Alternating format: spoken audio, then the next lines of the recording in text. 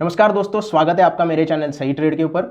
आज हम बात करने वाले हैं क्रिप्टो करेंसी के ऊपर। और क्रिप्टो करेंसी के बारे में जो इंसान बहुत सारी चीज़ें जानता है और जो क्रिप्टो करेंसी में ट्रेडिंग और इन्वेस्टमेंट दोनों चीज़ें करता है, वो उस इंसान को मैं आज आपके सामने पेश कर रहा हूँ। उनके साथ मेरा आज इंटरव्यू होने वाला है। उनका नाम है mister Ankur Agarwal. Thank you. ये एक एंटरप्रेन्योर है, यूट्यूबर है और क्रिप्टो करेंसी में ट्रेड और इन्वेस्टमेंट दोनों चीज़ें करते हैं। तो चलिए इनसे जानते हैं क्रिप्टो करेंसी के बारे में कुछ इंटरेस्टिंग चीज़ें। Welcome to my channel sir.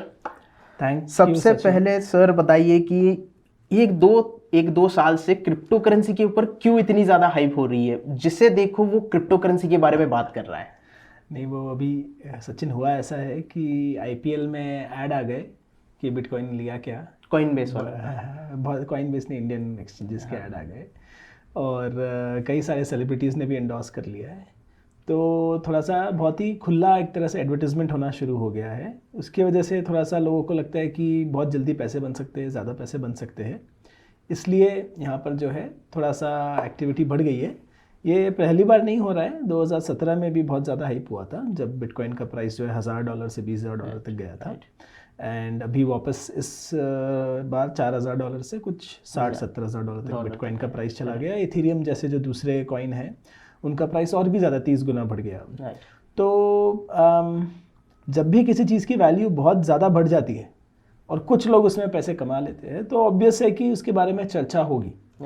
जैसे कि अभी समझिए कि 13 साल पुराना टेक्नोलॉजी है ये बिटकॉइन, और शुरू हुआ था तब समझो आप 2 पैसा 10 पैसा 50 पैसे पे मिल जाता था, और आज इस चीज़ की वैल्यू 50 लाख रुपए तक जाकर आ चुकी है एक सिंगल कॉइन की। तो जो उसका मार्केट कैप है 70 लाख करोड़ का मार्केट कैप बन गया है ना, $1 ट्रिलियन का मार्केट कैप आ गया बिटकॉइन का। तो जब इतना वैल्यूबल कोई चीज़ हो गया जीरो से शुरू होकर 13 साल के अंदर, तो आपको लगता है कि यार बहुत लोगों ने बहुत पैसे कमाए हैं। तो इसके अराउंड बहुत सारे ज्ञानी बाबा भी आ जाते हैं, बहुत सारे नए कॉइन भी आ गए हैं और बहुत सारी चर्चा हा हुल्ला सब कुछ हो गया है, राइट। तो ये चीज़ हो रहा है एंड ऑफ कोर्स इसलिए हाइप है क्योंकि कोई चीज़ है जिसमें बहुत पैसे बन रहे हैं। आप मुझे बताइए कि लास्ट 1-2 साल में इंडियन स्टॉक मार्केट भी बहुत बढ़ा है कोविड मैं अभी सुबह ही डेटा देख रहा था, अराउंड 126% निफ्टी में पैसा बना है। अगर निफ्टी 50 के अगर स्टॉक में पैसा अगर वो तो ठीक है, निफ्टी बढ़ा है वो चलेगा। डीमेट अकाउंट नए कितने खुले हैं? लगभग दुगने हो गए, दुगने से ज्यादा हो गए हैं, बहुत ज्यादा हो गए हैं अकाउंट। तो वहां पर भी बहुत हाहुल्ला हो रहा है। हाँ, जब भी दाम बढ़ता है, जब बुल मार्केट आता है, प्राइस ऊपर जाते हैं तो हाउल्ला होता है। अगर निफ्टी में हो सकता है, इक्विटीज में हो सकता है, तो क्रिप्टो मार्केट में भी हो रहा है। बस एक छोटा सा मैं आपको इंट्रो में करेक्शन दे देता हूँ। मैंने क्रिप्टो में थोड़ा बहुत स्टडी किया है, कुछ एक अब्रॉड में बिजनेस वेंचर में भी था, लेकिन मैं उसमें एक्टिवली ट्रेडिंग नहीं करता हूँ। मैं थोड़ा बहुत इन्वेस्ट किया हुआ है। एक्टिवली ट्रेडिंग नहीं करते हैं सर, लेकिन मुझसे तो ज़्यादा जानते हैं सर, इसकी वजह से क्रिप्टो बेसिक समझता हूँ। बेसिक्स सब समझते हैं, मैं बेसिक्स भी नहीं जानता हूँ ज़्यादा कुछ। मुझे याद है सर, मैंने 2008 में जब क्रिप्टो लॉन्च हुआ था, तो 2008-9 में ही लॉन्च हुआ था सबसे पहले। 2009 में बिटकॉइन में आया था। मैंने 2012 में इसके बारे में सुना था, लेकिन मैंने कुछ किया नहीं था उसमें, क्योंकि वहाँ उस वक्त पे कोई प्लेटफॉर्म भी ज़्यादा अवेलेबल नहीं थे। राइट। तो मुझे याद है 2014 में मैंने ज़ेप्पे से कुछ बिटकॉइंस 25-30 हज़ार के खरीद के रखे थे। और उस वक्त पहली बार हाइप हुआ था जब वो अमिताभ बच्चन की न्यूज़ आई थी कि उन्होंने कुछ बिटकॉइंस में 100 करोड़ रुपए कमाए हैं। हाँ, तो उस वक्त में मैंने भी कुछ पैसे कमा लिए थे, लेकिन इतना ज़्यादा कुछ जानता नहीं था मैं। तो मैं यही जानना चाहता हूँ कि ये ब्लॉकचेन टेक्नोलॉजी से तैयार होता है, तो वो ब्लॉकचेन टेक्नोलॉजी और उसकी ट्रांसपेरेंसी, इसके बारे में आप क्या मतलब थोड़ा सा फोकस डालना चाहेंगे? राइट। सो ये चीज़ क्या है, कैसे बनी है, क्यों बनी है? सो बहुत ही इंटरेस्टिंग सवाल है। देखिए, ये जो प्रॉब्लम यह है कि ब्लॉकचेन या बिटकॉइन किसी को भी समझाना हो कि क्या चीज़ है, तो एक तो थोड़ा टेक्निकल है, थोड़ा सा लंबा सब्जेक्ट है, और हर किसी ने इसके बारे में सुना है। जैसे आपने 2012 से सुना है, तो हर किसी का कोई ना कोई ओपिनियन है इस बारे में। जैसे कि मेरे कुछ फ्रेंड्स ने जो है मुझे कॉल किया था कुछ दिनों पहले और कहा कि मेरे एक दोस्त है, साथ में हम डिनर कर रहे हैं, कि उन्हें कुछ पूछना है क्रिप्टो के बारे में। तो उन्होंने पूछा कि अरे अंकुर, ये पूछ रहे हैं क्रिप्टो लेना चाहिए क्या? तो मैंने उनसे फ़ोन पर बात करना शुरू की और उन्होंने पूछा कि क्रिप्टो लेना चाहिए। तो मेरा जवाब था कि देखो, इसमें ऐसा है वैसा है। मैंने 3-4 नुआंस बताए, राइट। रेगुलेटरी एंगल बताया, टैक्स एंगल बताना शुरू किया, एसेट का एंगल बताना शुरू किया। अलग अलग एसेट होते हैं और एक नुआंस्ड आंसर दे रहा था कि भाई इस तरह सोचो इसके बारे में। पर अब जैसे ही जवाब 2 मिनट के ऊपर जाने लगे तो सामने वाला बोलता है नहीं नहीं नहीं नहीं नहीं, आप बताओ कॉम्प्लिकेटेड नहीं, आप बताओ ये टाटा कॉइन लेना चाहिए क्या। अब मैंने टाटा कॉइन का नाम सुना नहीं है, टाटा कॉइन क्या होता है। तो उन्होंने कहीं न्यूज़ पढ़ लिया कि टाटा भी अपना कॉइन लेकर आ रहा है, तो उन्होंने कहा टाटा कॉइन लूँ क्या। तो मैंने बोला कि हाँ ये सवाल ईजी है जवाब देना। तो मैंने उन्हें कहा कि टाटा अगर सोना बनाएगा अपना खुद का तो आप खरीद लोगे क्या। तो उन्होंने भी मेरी गुगली को छक्का मार दिया, बोला हाँ टाटा बोलेगा तो ले लेंगे, थोड़ा नॉन कंपनी है, नॉन कंपनी है, बहुत एस्टेब्लिश कंपनी है, इससे ज़्यादा ट्रस्ट किसमें है, राइट। हाँ, सो मैंने कहा ठीक है टाटा ने खुद का सोना बनाया, ये मेरा पत्थर है, इसको आप सोना मानकर खरीद लो। आपने खरीद लिया, ठीक है। क्या यूएस में कोई उसको खरीदेगा सेम भाव में, सोने के भाव में? नहीं खरीदेगा। तो उसकी वैल्यू वहाँ नहीं रहेगी। सिर्फ टाटा ने कह दिया इसमें वैल्यू है या ये मेरा कॉइन है, उससे उसको वैल्यू नहीं मिलती। सिर्फ चलेगा तो भी इंडिया में शायद चल जाए वो भी, क्योंकि टाटा का नाम है इसकी वजह से। तो ये क्रिप्टो में बहुत अच्छे से अप्लाई होता है और ये शायद स्टॉक मार्केट में भी आप कहोगे कि अप्लाई होता है कि कुछ एक चीज़ बनी उसका वैल्यू है और उसके जैसे और 100 बन गए, हर कोई बोलते हैं कि मैंने भी अपना कॉइन बनाया है। लेकिन हर चीज़ चलेगी ऐसा कौन सा लेना चाहिए कौन सा नहीं लेना चाहिए, किसका वैल्यू क्या है, जब तक आप समझोगे नहीं वो चीज़ क्या है, थोड़ा सा डीप नहीं जाओगे आप बेसिकली भाई व्हाट्सएप पे मुझे कोई टिप मिला है, यूट्यूब पर कोई टिप मिला है, वो देख के मैं खरीद रहा हूँ, ऐसा हो जाएगा, उसमें मज़ा नहीं आता। उसमें लॉस होने के चांसेस भी है, उसमें क्या पैसा कमा भी लिया तो आप खुद को स्मार्ट नहीं समझोगे और गवा दिया तो चलो ठीक है, फिर उसमें भी क्या मज़ा है, राइट। सो ये यहाँ पर थोड़ा सा नुआंस्ड सब्जेक्ट हो जाता है। तो मैं आपको कुछ कैरेक्टरिस्टिक्स बता देता हूँ इस फील्ड के। पहला तो ये जो है एक नया टेक्नोलॉजी है, बिटकॉइन 13 साल से रहा है और फिर और बहुत सारी नई चीज़ें इसके ऊपर हो रही है। आपको समझना है कि कोई एसेट काम कैसे करता है। Why does gold have value, सोने का वैल्यू क्यों है, क्योंकि 5000 साल से वो चीज़ एग्जिस्ट करता है, हर कोई उसे एक्सेप्ट करता है, उसका प्रोडक्शन लिमिटेड है, राइट। एंड वो चीज़ ऐसी है कि आप रख दो तो वो ना सड़ता है ना उसको जंग लगता है, पिघला लो तोड़ दो जो भी करो वापस वो फॉर्म ले लेता है, वो इनडिस्ट्रक्टेबल है एक तरीके से। सो गोल्ड की वैल्यू इसलिए है कि वो कम है, स्केर्सिटी है, नया प्रोडक्शन बहुत कम है और मुश्किल है, और 5000 साल से लोग एक्सेप्ट करते आए हैं, इसलिए उस एसेट को वैल्यू मिली, राइट।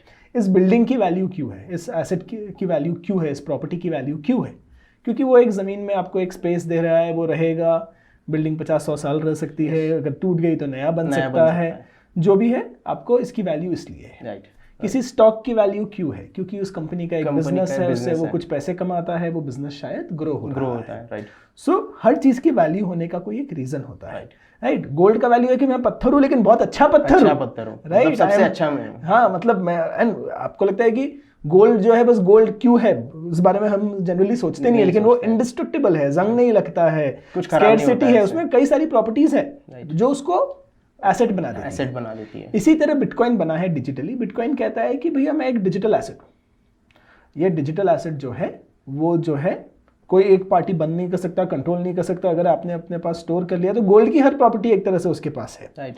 लिमिटेड सप्लाई भी है और कोई उसे ले नहीं सकता, उसका फिजिकल फॉर्म ही है। अगर आपने अपने पास स्टोर किया तो कोई उसे ले जा नहीं सकता, अब कोई ले जा नहीं सकता। बिटकॉइन हैक क्यों नहीं होता, बिटकॉइन हैक होने के इतने न्यूज़ क्यों है, वो सब समझाना बहुत डिटेल काम हो जाता है, कॉम्प्लिकेटेड हो जाता है, राइट। बट ये आप समझिए कि अगर अपने आप बिटकॉइन या तो कॉइन DCA पे जो आपने बताया अकाउंट्स में रख सकते हैं, मतलब आपने बैंक में रखा है, सोना अपने बैंक के लॉकर में रखा है, या आप अपने पास रख सकते हैं।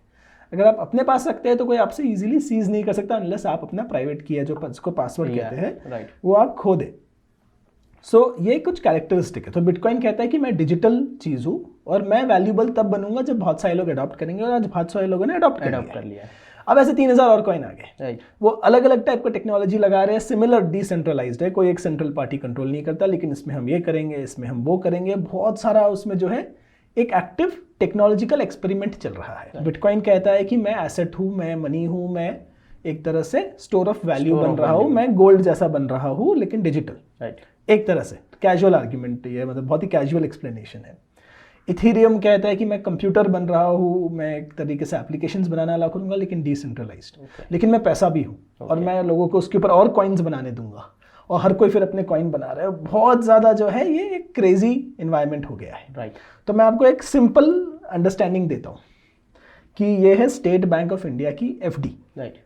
ये स्टेट बैंक ऑफ इंडिया की एफडी जो है इंडियन गवर्नमेंट प्रोटेक्ट करती है। सबसे सेफ इन्वेस्टमेंट इंडिया में ये हो सकता है, आपका पैसा जाएगा नहीं, कंफर्म पैसा आपको रिटर्न मिलेगा वहाँ पे। और बहुत दूर नीचे आप देखोगे कहीं पर ये है बिटकॉइन बहुत ही रिस्की इन्वेस्टमेंट है। ये तो भैया इतना रिस्की है कि स्टेट बैंक ऑफ एफडी जो है वो सबसे सेफ है, तो ये सबसे रिस्की है, राइट। इससे ज़्यादा रिस्क आप ले नहीं सकते बिटकॉइन में इन्वेस्ट करके, राइट। अब अगर मैं बिटकॉइन को यहाँ रख दूँ कि बिटकॉइन स्टेट बैंक की एफडी मान लो, तो बहुत सारे नए कॉइन जो है जिनके ईमेल आते हैं हमें, राइट, जिन्हें नए नए एक्सचेंजेस अब जो है प्रमोट करते हैं, तो ये उनके सामने बिटकॉइन मुझे स्टेट बैंक की एफडी लगती है। हाँ, मतलब बिटकॉइन का अभी इतना मतलब ज्यादा ये थोड़ा सा ट्रस्ट हो गया है कि थोड़ा बिटकॉइन का ट्रस्ट थोड़ा बढ़ गया है, बाकी लेकिन बाकी सब इतने रिस्की है, उसमें कोई 100 गुना कमा लिया, किसी ने 10 गुना बना लिया, उनके पीछे पीछे बंदरों की तरह हम भी अब इन्वेस्ट करने चले जाए तो बहुत ही रिस्की हो सकता है। लेकिन यही मेरा अगला सवाल है कि बिटकॉइन में तो आप अभी भी पैसे डालोगे तो थोड़ा सा ट्रस्ट उसमें है, तो आगे जाके पैसे बनने के चांसेस है, क्या पता। नहीं मतलब थोड़ा सा ट्रस्ट है, लेकिन जो नए कॉइन में लोगों ने पैसे बना लिए हैं, अब उसमें नए तरीके से पैसे इन्वेस्ट करना मतलब कोई उसमें कोई लॉजिक नहीं बनता, मतलब मुझे ऐसा लगता है। सचिन, आप जो है ना ट्रेडर हो, या राइट, आपको जल्द से जल्द ये जानना है अपने ऑडियंस के लिए कि क्या हम खरीदे या ना खरीदे। नहीं वो तो अलग सवाल है सर, अलग सवाल है वो तो। और क्या खरीदे, तो अनफॉर्चुनेटली इन तीनों चीज का जवाब मैं आपको नहीं दूंगा। नहीं, क्या खरीदे ये तो हम बता नहीं सकते, वो तो नहीं। सो द थिंग इज, मैं आपको खरीदने में क्या क्या कंसिडरेशन है मैं बताऊंगा, आपको 2 मिनट बाद मैं बताता हूँ कि खरीदने के लिए कंसिडरेशंस क्या क्या चाहिए। लेकिन बात ये समझिए कि कोई चीज का दाम ऊपर ही जाएगा या कोई चीज वैल्यूएबल है, बिटकॉइन अच्छा इन्वेस्टमेंट है, ये मैं गारंटी नहीं कर सकता। नहीं, गारंटी तो नहीं कर सकते, लेकिन comparatively those coins, other coins, बाकी कॉइंस में प्रॉब्लम क्या आती है और बिटकॉइन में भी प्रॉब्लम क्या है कि बिटकॉइन जो है अभी भी नया एसेट है, हम समझते नहीं है किसके पास कितना है, मार्केट कब मैनिपुलेट होकर गिर जाए कोई कंट्रोल नहीं है, कोई देखने वाला नहीं है, कोई पूछने वाला नहीं है। मार्केट कई बार 80% गिर चुका है, राइट। समझो 100 रुपये का जाके 20 रुपये पे आया, उससे ज़्यादा भी गिर चुका है, तो बहुत ज़्यादा उतार चढ़ाव होते रहता है, तो कई लोग उसको समझते नहीं है। एक चीज़ मैं आपको बता सकता हूँ कि बिटकॉइन ने अपने आप को इतना प्रूव कर दिया है कि मैं आपसे 100 रुपये की बेट लगाने को रेडी हूँ, 1000 रुपये की बेट लगाने को रेडी हूँ कि आज से 10 साल बाद भी वो नेटवर्क चल रहा होगा। बिटकॉइन अगर मैंने अपने पास स्टोर किया है, अगर मैं वॉलंटरीली किसी को ना दूं या मुझसे वो पासवर्ड खो ना जाए, तो मैं स्टिल उसके कंट्रोल में रहूंगा, तो इट विल एग्जिस्ट। वो टेक्नोलॉजी एक तरह से प्रोवन है, रोबस्ट है कि टेक्नोलॉजी कहीं जाने नहीं वाला, राइट। सो बिटकॉइन एज एसेट रहेगा, उसकी वैल्यू क्या होगी वो कंप्लीट स्पेक्यूलेशन है, उसका कुछ नहीं कर सकता, वो तो कुछ नहीं, कोई नहीं बता सकता। जो कई सारे और कॉइन है इनके बारे में मैं इतना श्योर नहीं हूँ कि 10 साल बाद भी वो रहेंगे, राइट। उनमें से कई कॉइन 2017 में कई कॉइन लॉन्च होते वो चले गए, बट कुछ बड़े कॉइन अब और बन रहे हैं, कुछ बड़े ऐसे नेटवर्क आ रहे हैं, लगता है कि रहेंगे, उनका वैल्यू क्या होगा पता नहीं, बट कुछ ना कुछ फॉर्म में वो एग्जिस्ट करेंगे ऐसा लगता है। अब किसका फंडामेंटल कितना स्ट्रॉन्ग है वो स्टडी करना थोड़ा सा ट्रिकी होता है, आप थोड़ा सा समझने की कोशिश कीजिए कि इट्स बेसिकली, कोई आपको कहता है कि मैं खुद का एक टोकन ला रहा हूँ या नया टोकन ला रहा हूँ, एक तरह से बोल रहा है कि मैं एक पैसा छाप रहा हूँ, इस पैसे की वैल्यू क्यों है आप उनसे पूछिए, आप समझिए। बिटकॉइन बता रहे कि मैं 13 साल से चल रहा हूँ, मेरा सप्लाई जो है 13 साल पहले जो मैंने बोला था जितना होगा उतना ही है, और जो है आज भी नेटवर्क सेफ है, चल रहा है, और काफ़ी लोगों ने अडॉप्ट किया है, उसकी वैल्यू बनने लग गई है, राइट। जो दूसरे कॉइन आए हैं उनका आप हिस्ट्री स्टडी कीजिए, सप्लाई क्या था, सप्लाई कितना होने वाला है, सप्लाई कैसे काम करता है, हर कॉइन का पूछिए। और क्या हज़ारों करेंसी हो सकती है, हज़ारों एसेट हो सकती है दुनिया में, मे बी नॉट, राइट। आप सोचिए कि सोना एक चीज़ है, कोई आके कहता है कि सोना जैसा एक और पत्थर है, राइट, जो सोने से बेटर है, राइट। 5000 साल तक आप सोना यूज़ कर रहे थे, आप सोना छोड़ो ये ले लो, तो आपने ये नई चीज़ ले ली, ठीक है, कि ये नया आ गया टेक्नोलॉजी, नया पत्थर आ गया, तो सोने की वैल्यू तो चली गई, नया पत्थर में टेक्नोलॉजी आ गया, तो 5000 साल से सोना पकड़ के बैठे तो उनका क्या हुआ, वैल्यू कम पूरी, क्योंकि नया टेक्नोलॉजी आ गया, राइट। तो अगर अब ये जो नया पत्थर है, ये पत्थर होल्ड करने में भी मुझे प्रॉब्लम है, क्योंकि कुछ और नया आ जाएगा 5 साल बाद, तो ये तीनों की वैल्यू नहीं बची, दोनों की वैल्यू नहीं बची। तो ये जो एसेट्स होते हैं ये एक नेटवर्क इफेक्ट होते हैं कि सब लोगों ने मान लिया कि इसमें वैल्यू है तो अब इसमें वैल्यू है, नया पत्थर कोई लेगा नहीं, क्योंकि भाई हमें तो भैया सोना में सबका पैसा लगा हुआ है, हम सब सोने पे ही रहेंगे, राइट। एक नेटवर्क इफेक्ट आ जाता है। अच्छा। और अगर कोई टेक्नोलॉजी और कोई एसेट ऐसा है कि जिसमें कुछ चेंज कर दो, कुछ मिक्स कर दो या कुछ अलग बना दो और बेटर बन जाता है, तो वो स्टोर ऑफ वैल्यू नहीं बन सकता, वो हज़ारों साल तक जो है अपनी वैल्यू होल्ड नहीं कर सकता। अगर कोई चीज़ लंबे समय तक अपनी वैल्यू होल्ड नहीं कर सकता तो वो अच्छा एसेट नहीं बन सकता, राइट। प्रॉपर्टी समझो, अगर प्रॉपर्टी जो है, राइट, सिर्फ 3 साल के लिए बिल्डिंग बन रही होती है, राइट, और बस 3 साल बाद ये बिल्डिंग चली जाएगी तो उसकी वैल्यू कितनी होती, बहुत कम हो जाती है, राइट। सो इसकी वैल्यू क्या है, वो कितने समय तक एसेट रह सकता है, राइट, अपनी वैल्यू होल्ड कर सकता है, उस पर उसकी वैल्यू है, उस पर उसका प्राइस आप डिटरमिन करेंगे। तो इस हिसाब से बिटकॉइन ने अपने आप को प्रूव किया है। जो नई टेक्नोलॉजी आ रही है इसके बारे में सोचने का एक तरीका ये हो सकता है कि अगर कोई आके कहता है कि बिटकॉइन से अच्छा मैं टेक्नोलॉजी बनाया, टेक्नोलॉजी हर 2 साल में नया बन जाता है, तो इसे यूज़ करो। तो क्या मैं सिर्फ टेक्नोलॉजी के लिए यूज़ कर रहा हूँ, नेटवर्क इफेक्ट का क्या, इसमें जो वैल्यू बनी है उसका क्या? जो कोर वैल्यू उसकी बनती है वो नेटवर्क की वजह से बनी कि लोगों ने कहा कि बस अब ये वैल्यू, इसमें हमारा पैसा लगा। एंड इसलिए आप कह सकते हो कि बिटकॉइन ने 13 साल तक अपने आप को प्रूव किया है। लाखों लोगों ने, करोड़ों लोगों ने शायद उसमें अपने कुछ इन्वेस्टमेंट किए हुए हैं। तो क्या नए वाले जो है बिटकॉइन को डिस्प्लेस करेंगे, उसके साथ एग्जिस्ट करेंगे? बहुत डिबेट चल रही है दुनिया में। आप तो लेकिन इस दुनिया में तो हम पूछ रहे हैं कि क्या क्रिप्टो सही है, क्रिप्टो के अंदर लोग पूछ रहे हैं कौन सा सही है, मैं ऐसा हूँ, मैं वैसा हूँ, तो बहुत कुछ चल रहा है। लेकिन यही चीज मतलब मैं जस्ट गूगल पे सर्च कर रहा था कि वहां पे मतलब आता है कि 20 मिलियन से ज्यादा बिटकॉइन नहीं बन सकते। 21 मिलियन, हाँ 21 मिलियन से। तो ये क्यों, मतलब ऐसे, मतलब क्यों क्वेश्चन निकल के आता है ये? सो देखिए, एक जब बिटकॉइन बना था 2009 में, anonymous person mister Satoshi Nakamoto ने टेक्नोलॉजी इन्वेंट किया और उसे रखा पब्लिक में। उन्होंने कहा कि इसका सप्लाई 21 मिलियन ही होगा और रोज़ एक certain amount of bitcoin produce होगा हर 10 मिनट, और उसका जो प्रोडक्शन है वो कम होता जाएगा हर 4 साल में। तो उसका प्रोडक्शन कम होते जा रहा है। कुछ 19 मिलियन बिटकॉइन शायद आज या कल में कंप्लीट हो जाएंगे। तो सिर्फ 2 मिलियन और बनना बचे, बाकी ऑलरेडी सर्कुलेशन में है। कई लोग काफ़ी खो चुके हैं, तो एक्टिव सर्कुलेशन थोड़ा कम होगा, राइट। सो इसका सप्लाई इतना बना हुआ है, उसका सप्लाई लिमिटेड है और कोई बढ़ा नहीं सकता, कितना भी दम लगा लो। मतलब वो टेक्नोलॉजी ऐसी सेट करके रखेगी, उससे ज़्यादा नहीं बनेंगे। हाँ, अब टेक्नोलॉजी है, आप जाके शायद कुछ एडिट कर सकते हो, लेकिन लोग एक्सेप्ट नहीं करेंगे। और डिसेंट्रलाइज टेक्नोलॉजी है, तो एक तरह से प्रैक्टिकली मान सकते हो कि 21 मिलियन से ज़्यादा सप्लाई 13 साल से कोई चेंज नहीं कर पाया, आगे भी नहीं कर पाएगा। इस तरह वो स्ट्रक्चर्ड है। वो स्ट्रक्चर क्यों है ऐसा, उसमें भी बहुत ज़्यादा डीप जाना पड़ेगा। 1-1.5 घंटे का डिस्कशन वही हो जाएगा कि वो वैसा क्यों है, तो उसको भी रुक जाते हैं। बट मान लीजिए कि 21 मिलियन ही रहने वाला है, राइट। और 21 मिलियन जो है, ये जो सप्लाई है इसका, वो लिमिटेड होने के वजह से लोगों को पता है कि ये एक स्केर्स एसेट है, इसीलिए इसकी वैल्यू है। यस, ये अबंडेंटली अवेलेबल नहीं है। राइट। सो इसीलिए एक डिजिटल चीज़ को वैल्यू मिल गई है। सोचिए, आज प्रॉपर्टी राइट्स की हम अगर बात करते हो, तो मेरे पास सोना है वो मेरा है, मेरे पास घर है वो मेरा है, मेरे पास मोबाइल है वो मेरा है, राइट।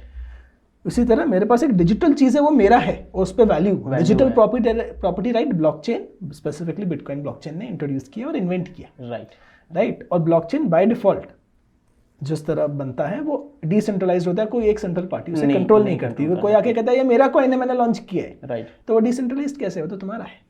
ये भी आप पूछ सकते हैं। तो मैं अभी आरबीआई ने भी अभी बजट में अनाउंस किया कि हम अपने करेंसी जो भी क्रिप्टो लेके आएंगे, सेंट्रल बैंक डिजिटल करेंसी लेके आएंगे। तो इसका मतलब कितना इफेक्ट होगा और लोग कितना उसको एक्सेप्ट करेंगे, और क्या आरबीआई यहाँ पे करेंसी जैसे उसका यूज करेगी? कि अभी आप जानते हैं कि टेस्ला वालों ने बिटकॉइंस लेना शुरू कर दिया इथेरियम के बारे में।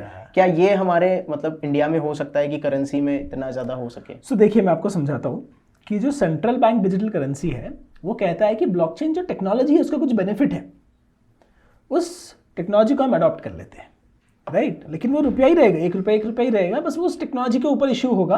अभी आपको आज अपने बैंक अकाउंट के ऐप के थ्रू मिलता है, आपको डायरेक्टली सीबीडीसी आरबीआई के थ्रू भी मिल सकता है।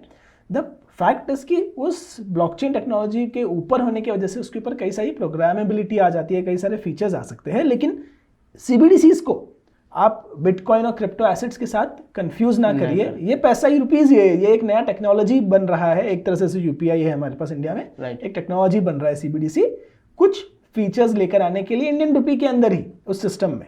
लेकिन ये जो क्रिप्टो एसेट्स है उससे काफी अलग है सीबीडीसी। बस जो डिजिटल करेंसी नाम या ब्लॉकचेन जो है उसमें एक टेक्नोलॉजी यूज हो रहा है करने के लिए, सिर्फ डिजिटल करेंसी के लिए नाम तो नहीं दिया है। आप ये भी कह सकते हैं, क्योंकि लोग अट्रैक्ट करने के लिए चाहिए ना, कि लोग अभी बिटकॉइन पे अट्रैक्ट हो रहे हैं, तो हम भी डिजिटल करेंसी बोलेंगे तो लोग अट्रैक्ट हो जाएंगे और ज्यादा उसका मतलब ये हो जाएगा। मतलब एक तरीके से वो बोल भी सकते हैं। आप कह सकते हैं कि एक अच्छी मार्केटिंग है कि हाँ चलो हम कुछ अच्छा इनोवेशन करेंगे, एंड उसका रीजन मैं बताता हूँ कि ऐसा आप क्यों क्लेम कर सकते हैं। पहले तो देखिए, ग्लोबली जो है राइट, पेमेंट्स जो है बहुत इनएफिशिएंट है। यूपीआई जैसा इंडिया में महीने के 400 करोड़ यूपीआई पेमेंट हो जाते हैं, राइट। चाइना से भी आगे निकल गए हम डिजिटल पेमेंट्स में, और चाइना में भी कोई ऐसा ओपन यूपीआई जैसा सिस्टम नहीं है, सबके अलग अलग प्राइवेट सिस्टम है जिस पर हो रहा है जहाँ तक मुझे पता है। लेकिन इंटरनेशनल कोई पेमेंट्स आपको करना हो, स्पेशली यूएस डॉलर के बाहर करना हो दूसरे करेंसीज में, या पेमेंट आपको भेजना हो इंडिया से बाहर, तो बहुत तकलीफ होती है। वो स्विफ्ट का कुछ है ना सर? स्विफ्ट जो है वो है, बाकी जो सिस्टम है आपको यूएस के एक अकाउंट से दूसरे अकाउंट में पैसा भेजना है, वो यूपीआई जितना इजी कुछ भी नहीं है। बहुत अलग अलग लोगों ने वीजा, मास्टर, पता नहीं क्या क्या लोगों ने सिस्टम बनाए हुए, बहुत पैसा कट जाता है। इंडिया में यूपीआई जो है बहुत ही सस्ते में चलता है, कम कॉस्ट में चलता है। भले ही कंज्यूमर्स को, आज ग्राहक को पैसे नहीं देने पड़ रहे हैं, लेकिन उस इंफ्रास्ट्रक्चर का कॉस्ट बहुत कम है और बहुत ज़्यादा उसमें 400 करोड़ ट्रांजैक्शन हर महीने हो पा रहे हैं, राइट? काफी एक अच्छी So, इंडिया में आप कहेंगे कि पेमेंट्स प्रॉब्लम ही नहीं है, हमारा पेमेंट्स ग्लोबली सबसे बेस्ट है इंडिया में, ऐसा आप क्लेम कर सकते हैं। तो हमें सीबीडीसी की जरूरत नहीं है पेमेंट्स के लिए। बाकी कंट्रीज को सीबीडीसी की जरूरत है क्योंकि उनके पेमेंट्स जो है, उनके पास आईएमपीएस जैसा सिस्टम नहीं था, तो उन्होंने यूपीआई जैसा कुछ बनाया नहीं है। अच्छा, तो उन्हें जरूरत है सीबीडीसी की, आप ऐसा कह सकते हैं। लेकिन सीबीडीसी इससे ज़्यादा कई चीज़ें कर सकता है। उसके ऊपर काफ़ी एक्टिव डिबेट्स है, काफ़ी एक्टिव ये हो रहा है कि समझिए कि मुझे डिजिटली कॉन्ट्रैक्ट्स को इन्फोर्स करना है इंडिया में कि ये माल यहाँ पहुँचा तो अपने आप ये पेमेंट हो जाना चाहिए, राइट? ये कैसे होगा कि जीएसटी का गुड्स मूवमेंट और पैसे का मूवमेंट लिंक हो जाए, राइट? तो सीबीडीसी प्रोग्रामेबिलिटी अलाउ कर सकता है, जिससे contracts can be automatically enforceable. ये एक बहुत ही क्रूड और बेसिक एग्जांपल है। मैं सीबीडीसी पर स्टडी कर रहा हूँ, मेरे कुछ दोस्त उस पर काम कर रहे हैं। थोड़ा सा होपफुली अगली बार जब आप मुझे बुलाएंगे मैं उसके बारे में ज़्यादा सीख कर आऊँगा। लेकिन फिलहाल सीबीडीसी जो है वो एक इन्वेस्टमेंट व्हीकल की तरह नहीं है, उसको आप एक टेक्नोलॉजी समझिए। और ये जो बिटकॉइन और बाकी चीज़ें जो है, थोड़ा सा उसे एसेट की तरह देख सकते हैं, उन्हें एसेट की तरह आप देख सकते हैं, रिस्की एसेट की तरह देख सकते हैं, और उनको खरीदने में क्या कंसिडरेशन है, क्या प्रॉब्लम है, अब मैं आपको फाइनली बताऊं। सबसे पहला इसका टैक्सेशन बहुत ही ज़्यादा आप कह सकते हैं हेवी है। जो नए टैक्स लॉज आए उसके हिसाब से 30% लगेगा, लॉस सेट ऑफ नहीं हो सकते, XYZ बहुत सारे चीज़ें हैं, तो उस पर टैक्स ज़्यादा लगता है, उसको लॉटरी की तरह टैक्स किया जाता है। तो गवर्नमेंट ने उसका स्पेकुलेशन मान लिया है, ऐसा आप कह सकते हैं। उसके ऊपर जीएसटी लगेगा नहीं लगेगा अभी भी अनसर्टन है, क्योंकि अगर जीएसटी लगाएंगे तो खत्म हो गया, मतलब वो रेगुलेट करने की जैसे हो गया ना, मतलब। हाँ, फिर जो है इंडिया ने अब तक उसके ऊपर कोई रेगुलेशन नहीं, उसे एक्सेप्ट नहीं किया। टैक्स बोले कि टैक्स तो हम लेंगे, अपने पैसा कमाया, तो उसमें ये नहीं कि वो लीगल हो गया। उसमें लीगल में बहुत सारी तकलीफें हैं। एक तो बिटकॉइन आता कहाँ से है, करेंसी आते कहाँ से, बाहर से कोई आ रहा है, थोड़ा सा अंदर इंडिया में प्रोड्यूस हो रहा होगा कोई माइनिंग वगैरह करके, बट बाहर से आ रहा है। तो बाहर से जब आप यूएस डॉलर मंगाते हैं, कोई भी चीज़ इंपोर्ट करते हैं, तो आपको इंपोर्ट एक्सपोर्ट कोड चाहिए, आपको कस्टम ड्यूटी भरना है, आपको बैंक के थ्रू ही यूएस डॉलर मंगा सकते हो, राइट? ये तो भैया आ जाता है डिजिटली, बाहर से आया और फिर बाहर चला गया। तो कैपिटल कंट्रोल्स नाम की चीज़ होती है इंडिया में, आप एसेट्स लाना ले जाना ऐसे ही नहीं कर सकते। तो वो एक बहुत बड़ा अनआंसर्ड क्वेश्चन है। फेमा जिसे कहते हैं, फॉरेन एक्सचेंज मैनेजमेंट एक्ट जो है, वो इस वक्त बिटकॉइन को रेगुलेट नहीं करता, क्रिप्टो को रेगुलेट नहीं करता ये एक्ट, लेकिन जो स्पिरिट है उस एक्ट का, कैपिटल कंट्रोल इंडिया का, वो जो है क्वेश्चन में आ जाता है बिटकॉइन और इन क्रिप्टो एसेट्स की वजह से। सो वो एक अनसर्टेनिटी है कि गवर्नमेंट कल उठ के अगर कह दे कि ओके ये चीज़ इलीगल है, आज आप इसको होल्ड नहीं कर सकते एज अ इन्वेस्टमेंट, तो आपको लिक्विडेट करना होगा या पता नहीं क्या होगा।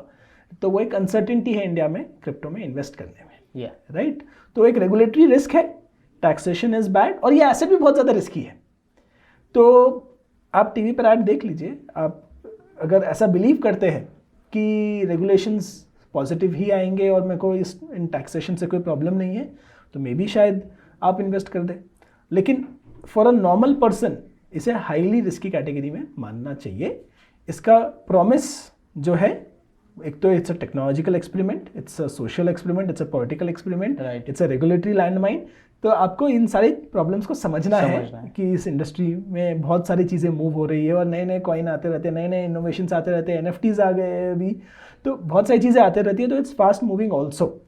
एंड इंडिया ने अभी तक कोई कॉन्क्रीट रेगुलेशन या पॉजिटिव स्टेप भी नहीं लिया कहने के लिए, सिर्फ टैक्स लगा दिया और बोले कि टैक्स हम लेंगे। आप जैसे इमोशन से कहना सिर्फ टैक्स लगा दिया है, बहुत अच्छा लगा मुझे कि सिर्फ टैक्स लगा दिया है। लेकिन वैसे ही तो हुआ था, बजट में तो सिर्फ ऐसे टैक्स लगा दिया था कि किसी भी रेगुलेटर के लिए इस चीज़ को रेगुलेट करना बहुत मुश्किल होता है। It's very difficult to regulate this. And आज तक मैं आपको बता रहा हूँ, यूएस और ऑस्ट्रेलिया, जो स्पेशली ऑस्ट्रेलिया में मैंने थोड़ा क्रिप्टो का काम किया है, एंड उन्होंने भी रेगुलेशन बनाया नहीं है।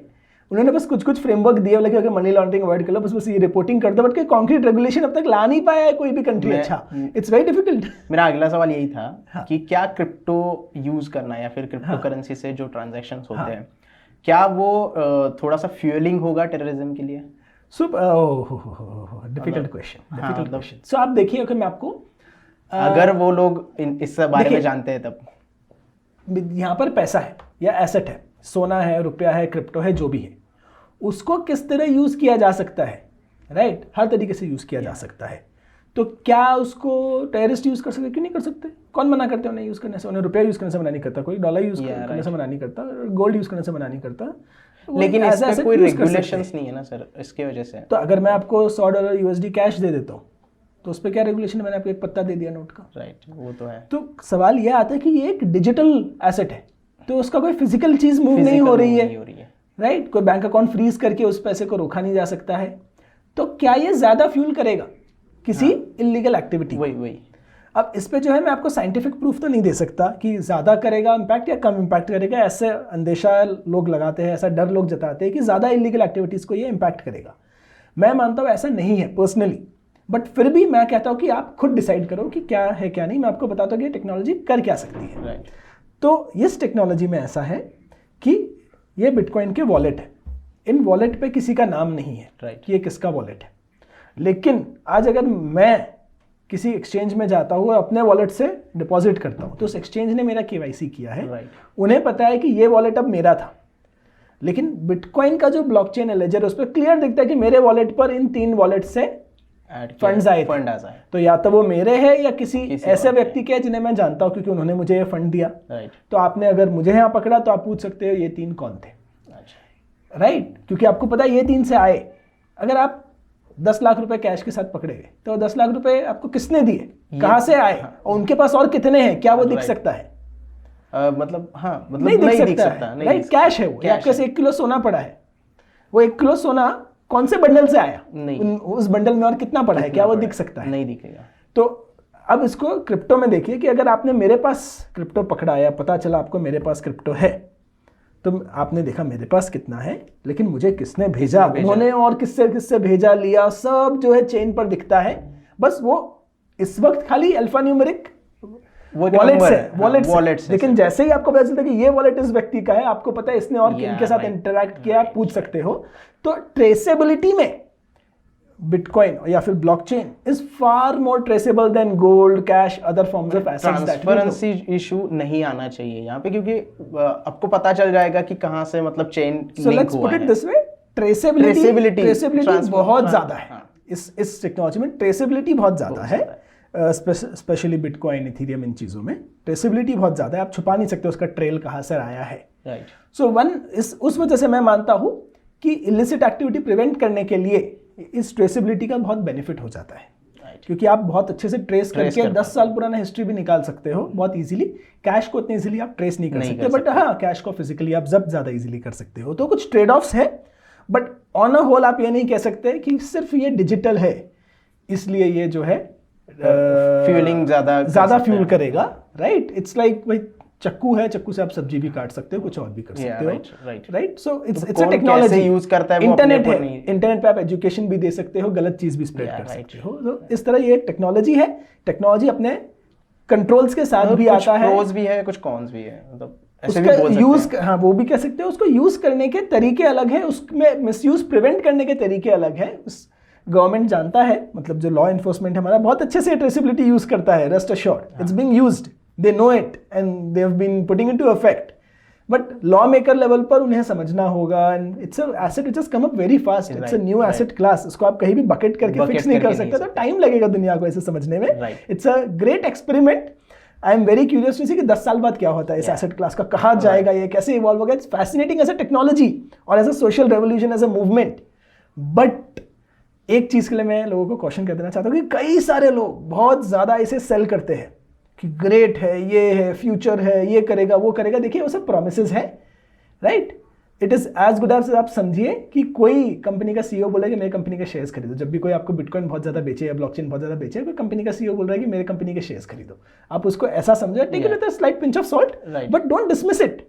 मैंने देखा है कि जो दोनों साइड होते हैं, जो बहुत ज्यादा क्रिप्टो में बिलीव करते हैं वो भी बहुत ज्यादा बेचना चाहते हैं इसे, और जो बिलीव नहीं करते वो तो कंप्लीटली उसको रिडिक्यूल कर देते हैं। लेकिन आप भैया टेक्नोलॉजी को समझते नहीं है। ज्यादा लोगों जिनको मैं मिला हूँ वो टेक्नोलॉजी को समझने में उन्होंने टाइम इन्वेस्ट नहीं किया, तो मिसकंसेप्शन ज्यादा होते हैं। वो सिर्फ देखते हैं कि ये बढ़ गया है तो मुझे इसमें इन्वेस्ट करना चाहिए, मतलब बहुत सारे ये बढ़ गया है तो ये स्कैम है, हाँ ये भी सोचते हैं लोग। मतलब दो तरीके के। लेकिन लोग क्या करते हैं कि लोगों को आजकल, मतलब मुझे ये बोलना नहीं चाहिए, लेकिन बहुत सारे लोग मुझे भी ऐसे मिलते हैं जो बोलते हैं कि हमें 1 रात में पैसे कमाने हैं, तो ये हो नहीं सकता कहीं भी। स्टॉक्स मार्केट में तो नहीं हो सकता है, और क्रिप्टो में तो आपको लगता है कि क्रिप्टो एक दिन में जैसे 80% गिर जाता है या 80% बढ़ जाता है, तो लोग उसमें पैसे बना भी लेते हैं, लेकिन वो इतना ईजी नहीं है जब तक आप टेक्नोलॉजी नहीं समझते। तो मेरा अगला सवाल यही था कि is it the good option for the inflation, against the inflation? So ऐसा आर्ग्यूमेंट किया जा सकता है कि अगर आपके पास 1 लाख रुपए कैश है और आपने वो कैश अपने घर पर रखे हैं, तो और बहुत ज़्यादा कैश छपता है मार्केट में, तो उस कैश की परचेसिंग पावर कम हो जाती है। बिटकॉइन में इट्स प्रेडिक्टेबल कि कितना बिटकॉइन और बनेगा, 21 मिलियन से ज़्यादा कभी नहीं बनेंगे। तो अगर आप बिटकॉइन होल्ड करते हो तो जो टोटल बिटकॉइन है मार्केट में 21 मिलियन, उसका एक फिक्स्ड शेयर आपके पास है, वो शेयर कम नहीं होगा। उस तरह से एक तरह से इन्फ्लेशन हेज कहा जाता है बिटकॉइन को। लेकिन वो एक प्रॉमिस है कि जिस दिन बिटकॉइन बहुत ज़्यादा प्रेवलेंट हो जाएगा, फैल जाएगा, बड़ा हो जाएगा, एस्टैब्लिश हो जाएगा, मेन स्ट्रीम हो जाएगा बहुत ज़्यादा, आर्ग्यूबली काफ़ी हद तक मेन स्ट्रीम हो रहा है बट अब भी काफ़ी डिस्टेंस बाकी है, तब जाके वो एक इन्फ्लेशन हेज होगा। एज ऑन टुडे कोरोना आया, बिटकॉइन भी गिरा, सब कुछ ऊपर उठा, बिटकॉइन भी ऊपर उठा। तो इन द शॉर्ट टर्म वो थोड़ा कोरिलेटेड एसेट है, क्योंकि वही मार्केट से पैसा यहाँ आ रहा है, लिक्विडिटी क्रंच आती है मार्केट में, तो बिटकॉइन से भी पैसा निकल जाता है। तो for bitcoin to become a more resilient store of value or inflation hedge, थोड़ा समय लगेगा, but yeah, that you can say is the promise. पर ये प्रॉमिस कुछ दिनों का, महीनों का नहीं है, सालों का नहीं है, लॉन्ग टर्म, डेकेड्स का है, टाइम ज्यादा लगेगा। That is the vision, right? तो इंटेंशन वो है, क्या वो होगा we don't know, let's see, it's a happy experiment, let's see it as an experiment. Right.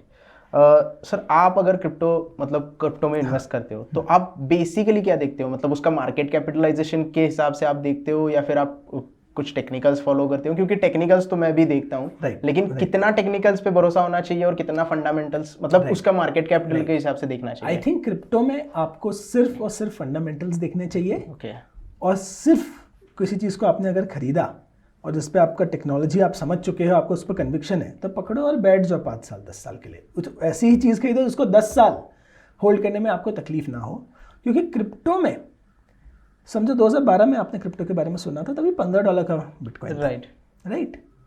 15 का बिटकॉइन आप कितने में बेच देते? 30, 40, डबल हो गया तो 50, 100, 200, 500, 600, 800, 1000। आप 2013 में बेचते, 14 में बेचते, 15 में बेचते, कब बेचते? जब तक आप टेक्नोलॉजी को नहीं समझते। आप वही 50,000 का भाव लेने के लिए बैठे तो नहीं होते ना आज। हाँ, बहुत कम जन जिन्होंने $15 में खरीदा और 50,000 के भाव तक बैठे थे। या तो उन्होंने खो दिया उसके पहले, या उसके पहले बेच के निकल गए, बहुत पैसे मिल गए। जिन्होंने टेक्नोलॉजी समझा, इसका विजन को समझा, उन्होंने होल्ड किया, अभी तक होल्ड किया। पर ये बात भी समझिए कि ये प्रॉमिस जगह $15 की चीज़ $40,000 की हो गई है। 40,000 से ये कितना आगे जाएगा, उस पर आप बहुत ज़्यादा देखिए। मार्केट कैप भी होता है, तभी वो बहुत छोटा था, जिसका मार्केट कैप 1 ट्रिलियन के आसपास चला गया। गोल्ड का मार्केट कैप 10 ट्रिलियन है। आज बिटकॉइन समझो 1 ट्रिलियन के थोड़ा नीचे है, उसका आधा इथीरियम है, राइट। तो अगर बिटकॉइन ऐसे 10 गुना बढ़ गया तो वो गोल्ड के बराबर हो जाएगा, वर्ल्ड में जितना गोल्ड है उसके बराबर हो जाएगा। तो क्या वो उतना बड़ा होगा? बहुत बड़ी बात हो जाएगी वो हो गया तो, राइट। सो आपको जो है थोड़ा मार्केट कैप के टर्म्स में भी सोचना है। बट अगर आपको लगे कि ये एक अच्छा टेक्नोलॉजी है, ये एक चीज़ स्टोर ऑफ वैल्यू बन सकता है, तो आप होल्ड करके ऐसी चीज़ को लीजिए जो आप 5-10 साल होल्ड कर सके। लेकिन कोई भी क्रिप्टो लेने से पहले बिटकॉइन के अलावा इस सवाल का आप जवाब दीजिए कि अगर सोना एक है और दूसरा सोना बेटर टेक्नोलॉजी के साथ आ सकता है, तो क्या आपको उसे लेना चाहिए? तो क्या तीसरा, चौथा, पांचवा नहीं आएगा? तो उस पजल को पहले अपने दिमाग में सॉल्व कीजिए, थोड़ा रिसर्च कीजिए और फिर डिसाइड कीजिए क्या लेना है। एंड अगेन मैंने आपको बताया, टैक्सेशन, रेगुलेटरी रिस्क, ये सारी चीज़ें, बहुत सारी चीज़ें मतलब उसके साथ जुड़ जाती हैं। एब्सोल्युटली। क्रिप्टो माइनिंग के बारे में कुछ बताना चाहेंगे? मतलब क्रिप्टो माइनिंग, क्योंकि उसके लिए बड़े सर्वर्स और ये सारी चीज़ें भी लगती है। तो क्रिप्टो माइनिंग एक कह सकते हैं एक्टिविटी है जो नेटवर्क को प्रोटेक्ट करता है, और उस नेटवर्क को प्रोटेक्ट करने के लिए, डिसेंट्रलाइजेशन मेंटेन करने के लिए कुछ एक रिवॉर्ड मिलता है माइनर्स को। और रिवॉर्ड लेने के लिए इलेक्ट्रिसिटी और हार्डवेयर के टर्म्स में आप कॉस्ट स्पेंड कर रहे हैं। माइनिंग एक बहुत ही डीप सब्जेक्ट हो सकता है, आज उसके बारे में आई थिंक हम डिटेल में नहीं जाते हैं। लेकिन माइनिंग जो है एज एन एक्टिविटी थोड़ा टेक्निकल एक्सपर्टीज़ के साथ आता है। फिर स्टेकिंग नाम की एक चीज़ भी आई है, तो वो चीज़ें जो है थोड़ी सी कॉम्प्लेक्सिटी लेवल में आगे चली जाती है। आज तो अभी हम खरीदना चाहिए नहीं खरीदना चाहिए उस लेवल वही डिसाइड नहीं कर पा रहे हैं। मतलब वो बहुत एक बड़ा सब्जेक्ट हो जाएगा। सो आखिरी सवाल सर, कि क्या अभी लॉन्ग टर्म के लिए हम क्रिप्टो लेके बैठ सकते हैं? क्योंकि अभी इतनी प्राइस बढ़ गई है। तो So, मतलब लॉन्ग टर्म का ऐसा, मतलब ऐसे नहीं कि 2-3 साल के लिए, 10-15 साल के लिए आपने तो बोला ही कि लॉन्ग टर्म के लिए आप सोच रहे हो तो लेके थोड़ा सा बैठ सकते हैं. Is it the safe investment? It is not a safe investment, it is not a regulated investment. I think आप इंडियन इक्विटीज़ पे अगर बुलिश हो, मैं भी इंडियन इक्विटीज़ पे बहुत बुलिश हूँ, इंडिया पर बड़ा बुलिश हूँ, तो आपको शायद क्रिप्टो, आप कह सकते हैं कि मैं क्यों इतना एक रिस्की चीज़ को लूँ, मैं अपने इंडियन इक्विटीज़ में ही लगा रहा हूँ. कोई गलत बात नहीं है वैसे सोचने में. क्रिप्टो आप जो है टेक्नोलॉजी को समझिए, एक्नॉलेज कीजिए कि रेगुलेटरी रिस्क बहुत ज़्यादा है, हो सकता है कि आप होल्ड ना कर पाए लंबे समय तक because of regulatory uncertainty. But ये सब समझते हुए भी आपकी बहुत इच्छा है, क्योंकि तो आप लॉन्ग टर्म के लिए थोड़ा सा, अगर आपको कोई एक कॉइन बहुत ज़्यादा पसंद आता है तो ले सकते हैं. बट ये बहुत मुश्किल है रेकमेंड करना कि लेना चाहिए नहीं लेना चाहिए. मैं कहता हूँ कि टेक्नोलॉजी समझने में थोड़ा टाइम और इन्वेस्ट कीजिए. ऐसे यूट्यूब पर वीडियोस देखिए, what is bitcoin, how does bitcoin work, how और उसके बारे में सवाल पूछिए, उसको समझने की कोशिश कीजिए. क्योंकि आज क्या है कि यूथ जो है अपना वो बहुत ज़्यादा वहाँ पे जाता है. हमारे यूथ का प्रॉब्लम ये है कि बहुत जल्दी पैसे बन रहे हैं, उन्होंने बहुत इजी एक्सेसिबल हो गया है बिटकॉइन खरीदना बेचना और क्रिप्टो खरीदना बेचना. एंड इंडिया में लोग शिबा इनू करके एक मीम कॉइन है, शिबा इनू एक कुत्ते का नाम है, उसके ऊपर एक कॉइन किसने बनाया और वो मजाक था, वो जोक था, वो जोक जो है इंडिया में सारे लोग फंस गए उसमें. फंस क्या गए, सबसे ज़्यादा ट्रेडेड कॉइन है आज भी इंडिया में. तो लोग ट्रेडिंग करने जाते हैं, उसमें न्यूज़ बेस्ड करते हैं, बहुत ज़्यादा स्पेकुलेशन है. मतलब मुझे तो बहुत डर लगता है ये स्पेकुलेशन देखकर. मैं सोचता हूँ कि गवर्नमेंट ने अब तक कोई लॉ लाया क्यों नहीं इन चीज़ों को थोड़ा सा तो रेस्ट्रिक्ट करने के लिए, कि ओपनली स्पेकुलेशन हो रहा है, तो ये डेफिनेटली अच्छी बात नहीं है. राइट. सो कई बार किसी को कहो कि मुझे क्रिप्टो में इंटरेस्ट है, बिटकॉइन में इंटरेस्ट है, राइट, ऐसा टेक्नोलॉजी मेरे को समझना है, तो वो थोड़ा स्कैम की नज़र से देखते हैं कि बच्चों को ये मीम कॉइन वगैरह बेचने वाला इंसान है. तो क्योंकि इंडिया में ऐसे इसलिए मैं समझाता हूँ कि स्टेट बैंक एफडी, बिटकॉइन और फिर ये जो आपके मीम कॉइन है, दोनों के बीच में इक्वल गैप है. क्योंकि इंडिया में क्या है कि ऐसी पोंजी स्कीम और ऐसे स्कैम होते रहते हैं. क्योंकि बीच में बिटकॉइन के बारे में भी आया था कि एक बंदा था कोई दिल्ली का, उसके पास वो बोल रहा था कि मेरे पास बिटकॉइन है, मैं आपको बिटकॉइन दूंगा तो मुझे पैसे दे दो. पैसे लोगों ने दे दिए और लोगों को लगा कि वो कॉइन देगा और वो बंदा भाग गया. मतलब ऐसा भी हुआ था. वो तो अभी हमारे पास मतलब बहुत सारे, मतलब ऐसे क्या बोलते हैं, तेजस्वी लोग रहते हैं जो कुछ भी करते रहते हैं. लोग जॉब देने के लिए भी पैसे देते हैं, बहुत कुछ होता है ये सारी चीजें. तो थोड़ा सा it's a risky thing, but it's a fascinating technology. I think as a technology बारे में सीखना चाहो तो ये बहुत बढ़िया चीज है. बट उसके साथ टेक्नोलॉजी के साथ एसेट बहुत क्लोजली लिंक्ड है, एसेट साथ में आएगा ही. And I think world will change in many ways in the next 10-20-30 years because of this whole movement. पर वो कैसे चेंज होगा, और वो चेंज होना डजंट नेसेसरली मीन कि एसेट का दाम बढ़ेगा या एसेट वैल्यूएबल होगा या आप पैसे कमाएंगे, वो एक अलग चीज है. But it's something you should be tuned into. आपको इसके बारे में सीखना चाहिए, समझना चाहिए, डिसमिस नहीं कर देना चाहिए. बट भावनाओं में आईपीएल में दिखने वाले इन एड्स में बह जाकर पैसे डुबाने भी नहीं चाहिए. मतलब उस वजह से पैसे डालने भी नहीं चाहिए. सो टेक्नोलॉजी को पहले समझना पड़ेगा, उसके बाद ही आप इन्वेस्टमेंट के बारे में यहाँ पे सोच सकते हो, या फिर पैसे अगर डालने हैं तो उसके बारे में सोच सकते हैं. एक तरह से आप ऐसा कह सकते हैं कि पहले समझो ये चीज क्या है. Right, fair enough. मतलब जब तक आप समझोगे नहीं, मतलब बेसिकली ऐसे ही कि किसी स्टॉक के बारे में आप जब तक जानते नहीं उसमें आप इन्वेस्ट नहीं करते, उसी तरीके से क्रिप्टो को पहले पूरी तरीके से जानना है और फिर उसमें आपको इन्वेस्टमेंट करनी है. राइट. सो बहुत अच्छा लगा सर आपसे बात करके. थैंक्स फॉर कमिंग टू सही ट्रेड. सो ये थे दोस्तों मिस्टर अंकुर अग्रवाल. इनके साथ आज हमने बहुत सारी क्रिप्टो करेंसी के ऊपर बात की. So thank you very much sir. Thank you. See you next time. See you next time.